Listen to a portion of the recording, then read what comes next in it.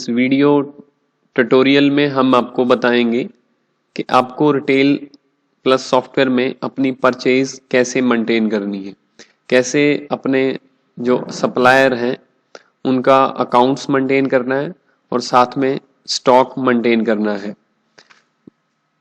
Purchase करने के लिए हम एंट्री में परचेज पे क्लिक करेंगे, यहाँ पे एंट्री मीनू में यहाँ पे परचेज पे क्लिक करेंगे। हम जैसे ही यहाँ पे परचेज पे क्लिक करेंगे, जो भी हमने ऑलरेडी परचेज की हुई है यहाँ पे डे टू डे हमारे सामने वो लिस्ट आ जाएगी। उस लिस्ट में सारे बिल आ जाएंगे जो भी हमने परचेज के डाले हुए हैं, और किसी भी बिल पे अगर यहीं पे हम क्लिक करेंगे तो उसकी नीचे सारी डिटेल आ जाएगी कि इस बिल में हमने कौन कौन सी आइटम परचेज की हुई है। नई परचेज डालने के लिए हम यहाँ पे न्यू पे क्लिक करेंगे। जैसे ही हम न्यू पे क्लिक करेंगे हमारे सामने परचेज डालने के लिए विंडो ओपन हो जाएगी, जिसमें सबसे पहले हम यहाँ पे परचेज की डेट डालेंगे, कौन सी डेट को हम परचेज कर रहे हैं। उसके बाद हमने ये जो आइटम्स परचेज की हैं ये कैश की हैं या क्रेडिट की हैं। तो मोस्टली मतलब कैश और क्रेडिट में ही, कैश भी कई बार परचेज कर लेते हैं हम स्टॉक और क्रेडिट भी कर लेते हैं। तो यहाँ पे हमने दोनों ऑप्शन दी हुई हैं। तो जैसे ही हम यहाँ पे टर्म्स में क्रेडिट लेंगे तो जो जो हमारे सप्लायर्स हैं उनका यहाँ पे अकाउंट्स आ जाएगा जिससे हम परचेज करते हैं। अगर यहाँ पे कोई नई पार्टी हमने यहाँ पे क्रिएट करनी है, नया कोई सप्लायर क्रिएट करना है जिससे हमने ये आइटम परचेज की हैं, तो यहाँ पे F3 करेंगे। जैसे ही हम F3 करेंगे तो यहाँ पे क्रिएट अकाउंट की विंडो ओपन हो जाएगी, जिसमें हम यहाँ पे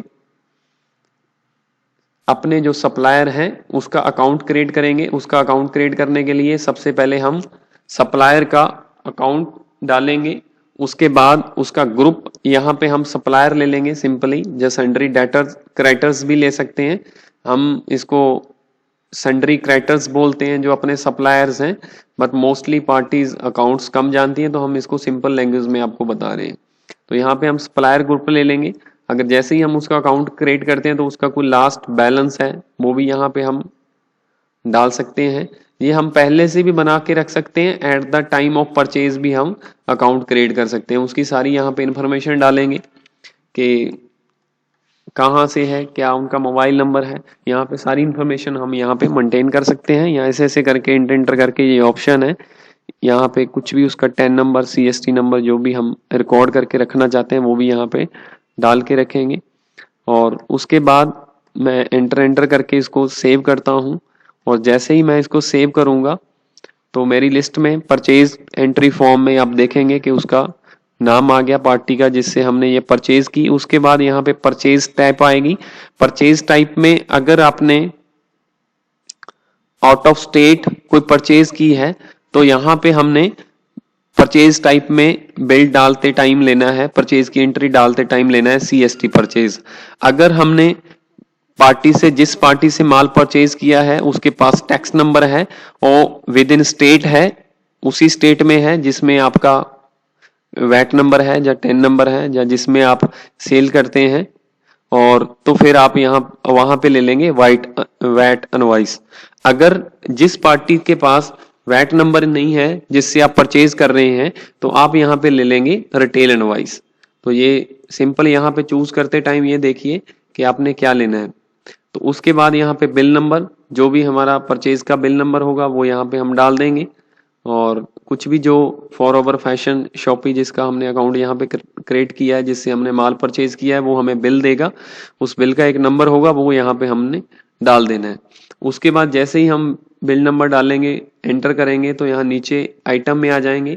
आइटम में जो भी हमारे पास आइटम आई है उस बिल के थ्रू वो यहाँ पे हम डालेंगे स्टेप बाय स्टेप। यहाँ पे फर्स्ट आइटम मैंने चूज की, उसके कौन कौन से आर्टिकल है वो यहाँ पे डाल देंगे। उसके बाद उसका साइज, और उसके बाद उसका कलर, उसके बाद कितनी क्वांटिटी हमने परचेज की है यहाँ पे एंटर कर देंगे। और कोई बिल पे डिस्काउंट आया है वो भी हम यहाँ पे डाल देंगे। तो यहाँ पे सब कुछ टैक्स वगैरह ऑटोमेटिकली कैलकुलेट करके ये सब यहाँ पे ऑटोमेटिकली हो जाएगा।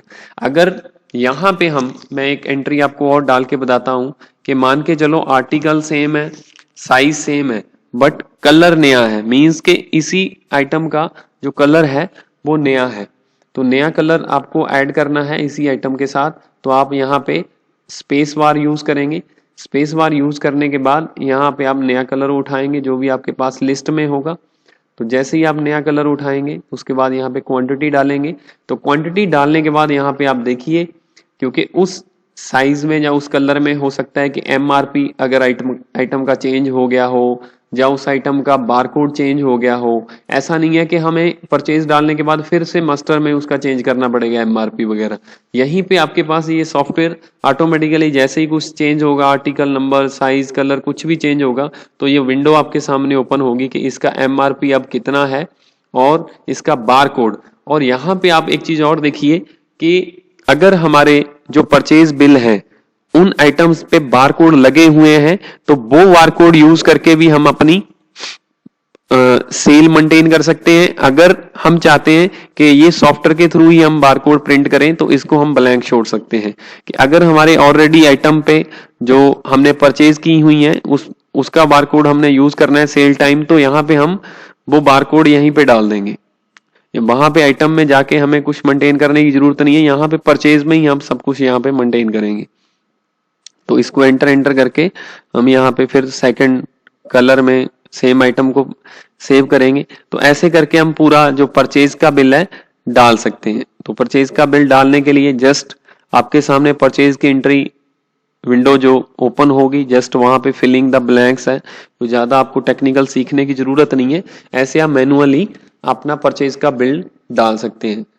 इसको जैसे ही हम सेव करेंगे तो ऑटोमेटिकली हमारा इसके साथ स्टॉक और अकाउंट मेंटेन हो जाएगा। जैसे मैं आपको बताता हूँ, रिपोर्ट्स में जाके अगर हम अब स्टॉक देखेंगे, यहाँ पे रिपोर्ट्स में हम यहाँ पे स्टॉक स्टेटस पे क्लिक करेंगे।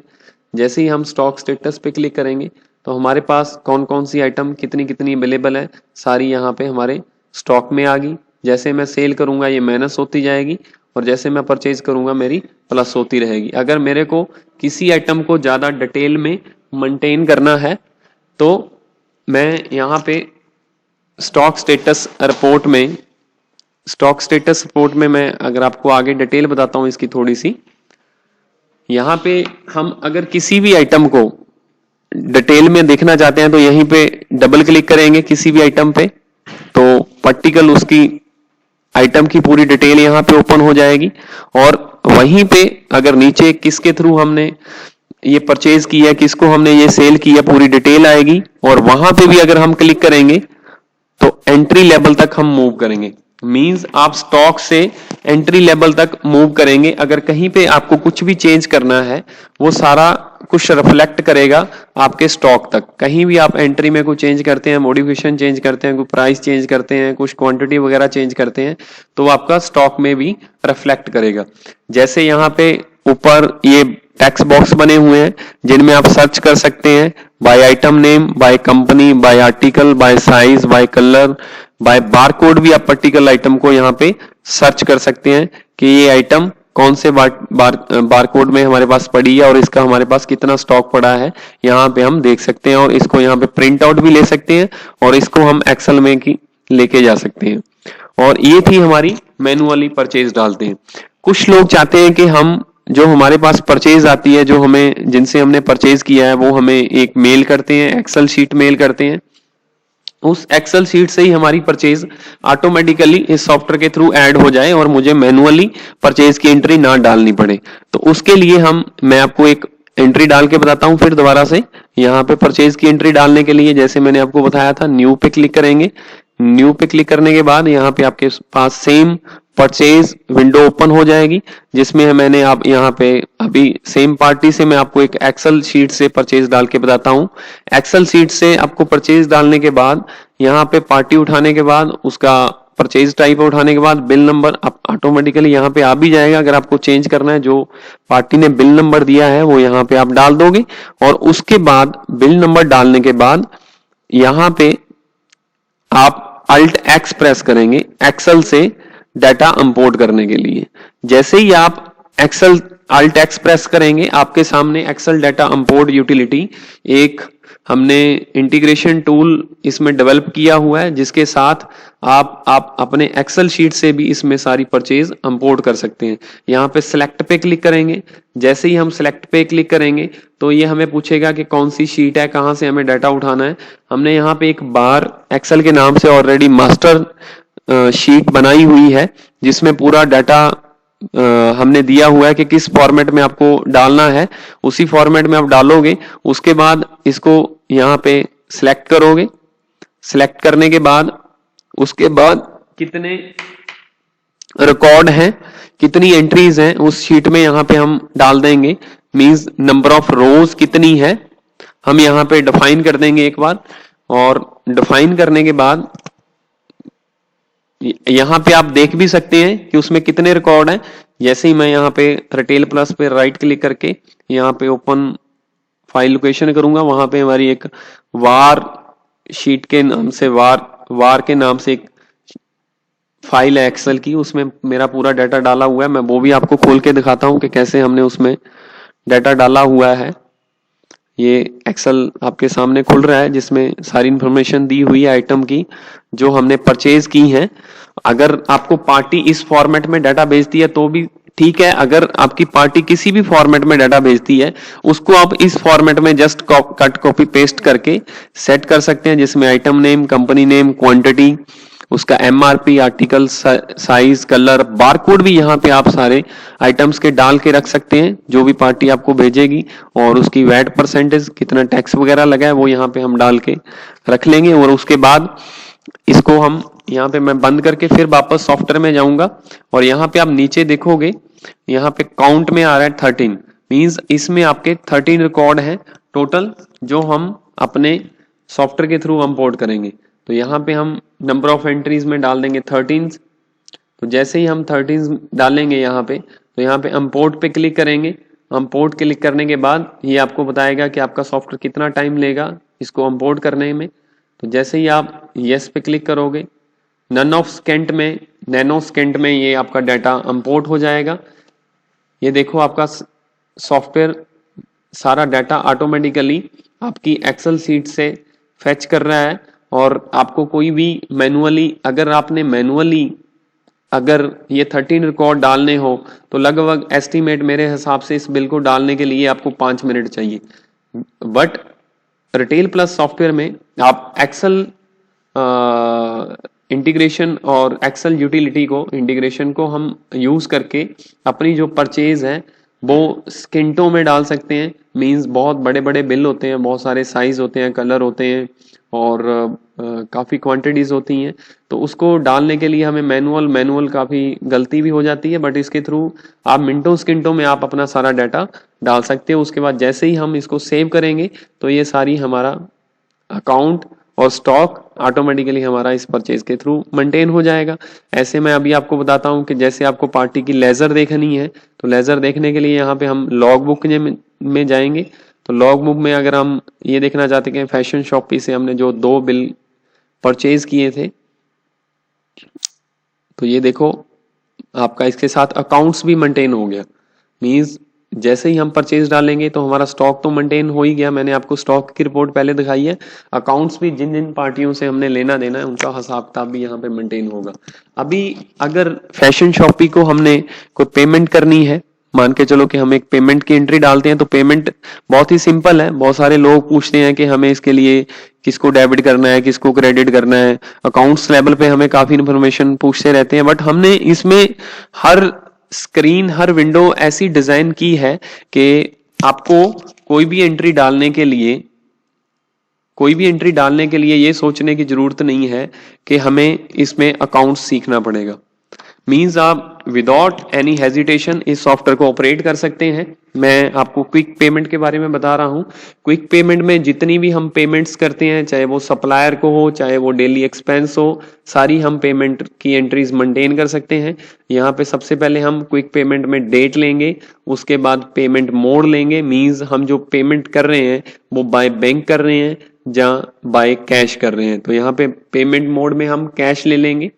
और जैसे ही हम यहाँ पे कैश लेंगे, किस पार्टी को हम पे कर रहे हैं, तो हम यहाँ पे उसका अकाउंट चूज करेंगे। अकाउंट चूज करने के बाद हम कितनी अमाउंट पे कर रहे हैं, मींस 10,000 पे मैं यहाँ पे डाल रहा हूँ, एक 10,000 की एंट्री डाल रहा हूँ। उसके बाद अगर कोई पार्टी ने हमें डिस्काउंट वगैरह दिया है तो वो भी हम यहाँ पे डाल सकते हैं। मींस मान के चलो कि हमें 200 रुपया पार्टी ने रिबेट दे दी, डिस्काउंट दे दिया, उसके लिए भी आपको अलग से एंट्री डालने की जरूरत नहीं पड़ेगी। बहुत सारी हमारे पास क्वेश्चन आते हैं कि हमें पार्टी ने डिस्काउंट दिया है, इसकी जर्नल एंट्री कैसे पोस्ट करेंगे। तो यहाँ पे क्विक पेमेंट में हम यहाँ पे जिस पार्टी ने आपको डिस्काउंट दिया है, कोई भी रिबेट वगैरह दी है, वो भी यहाँ पे आप एंट्री एडजस्ट कर सकते हैं। तो हमारे पास कैश पेमेंट कितनी आई है, हमने 10,000 रुपया टोटल पेमेंट एडजस्ट करेंगे उसके अकाउंट्स में से, जिसमें से 200 रुपया उसने डिस्काउंट दिया है और 9800 रुपया हमारा कैश में लेस हो जाएगा। और यहाँ पे कोई रिमार्क्स वगैरह हमने देना है, किस बिल के अगेंस्ट है, या कोई मतलब यहाँ पे किसी नाम के थ्रू हमने यहाँ पे पेमेंट दी है, तो यहाँ पे हम उसका रिमार्क्स भी लिख के रख सकते हैं, जिसके थ्रू हमारे कल को हमें लेजर में उसकी पूरी डिटेल मिलेगी। मैं इसकी यहाँ पे एंट्री डालता हूँ और एंट्री डालने के बाद फिर दोबारा से हम उसकी लेजर चेक करेंगे पार्टी की। तो जैसे ही हम लेजर यहाँ पे चेक करेंगे लॉग बुक में, यहाँ पे मैं आपको फिर फैशन शॉपी ये अकाउंट चेक करते हैं। तो जैसे जैसे हमने ये परचेज की एंट्री डाली थी वो सारी इंफॉर्मेशन कितना कितना क्रेडिट हुआ, और जैसे हमने यहाँ पे एक पेमेंट की एंट्री की है वो लेस हो जाएगा। अब हमने उस पार्टी का कितना पैसा देना है तो वो सारी इंफॉर्मेशन हमें यहाँ से मिल जाएगी। इस सॉफ्टवेयर के थ्रू आपको ये देखने की जरूरत नहीं है कि मेरे को इस सॉफ्टवेयर को ऑपरेट करने के लिए प्रॉपर अकाउंट मेंटेन करना पड़ेगा, प्रॉपर अकाउंट सीखना पड़ेगा, प्रॉपर कंप्यूटर की इंफॉर्मेशन होनी चाहिए हमें हर लेवल पे। आज की डेट में हर बंदा चाहता है कि मैं अपना जो हिसाब किताब है बड़े उम्दा तरीके से टेक्निकली मेंटेन करूं, बट उसके पास इतना टाइम नहीं होता कि वो कंप्यूटर सीखे या अकाउंट सीखे। हमने हर कंपनी का, हर पर्सन का ध्यान रखते हुए इसको डिजाइन किया है। हर विंडो ऐसे डिजाइन की है कि जस्ट विंडो ओपन करने के बाद वहां पे आपको इंफॉर्मेशन मिले कि मुझे यहाँ पे क्या डालना है, जस्ट फिलिंग द ब्लैंक्स है। और इसके साथ अपना सारा accounts, day book, ledger, cash book, सब कुछ यहाँ पे। जस्ट आपको ये देखने की जरूरत नहीं है मेरी कैश बुक कैसे मेंटेन होगी, मेरी डे बुक कैसे मेंटेन होगी। जैसे जैसे आप यहाँ पे एंट्रीज डालते जाएंगे ये सारी रिपोर्ट्स जो आपकी फाइनेंशियल अकाउंट्स की सारी रिपोर्ट्स हैं, आपकी बैलेंस शीट तक सब कुछ यहाँ पे ऑटोमेटिकली मेंटेन होगा। चाहे वो बैलेंस शीट हो, चाहे वो आपका ट्रायल हो, चाहे वो ट्रेडिंग हो, चाहे यहाँ पे कुछ भी अगर आपको देखना है वो स्टेप बाय स्टेप यहाँ पे आप कोई भी रिपोर्ट्स चेक कर सकते हैं। परचेज डालने के बाद आपका सारा stock, accounts, cash book, day book, ledger, आपका ट्रायल, आपका ट्रेडिंग, आपका प्रॉफिट लॉस, आपका बैलेंस शीट, सब कुछ यहाँ पे मैं कोई भी रिपोर्ट मैं आपको यहाँ पे खोल के बताता हूँ। अब यहाँ पे ओके पे क्लिक करेंगे जस्ट, उसके बाद आप देखेंगे तो सब कुछ ऑटोमेटिकली आपका रेडी है। आपको कुछ भी देखने की जरूरत नहीं है, मेरी बैलेंस शीट कैसे बनेगी, मेरा प्रॉफिट लॉस कैसे बनेगा, मेरा ट्रेडिंग अकाउंट कैसे बनेगा। ऐसे करके आप इस सॉफ्टवेयर के थ्रू आप अपना प्रॉपर अकाउंट और स्टॉक सब कुछ इसमें मेंटेन कर सकते हो। Thank you.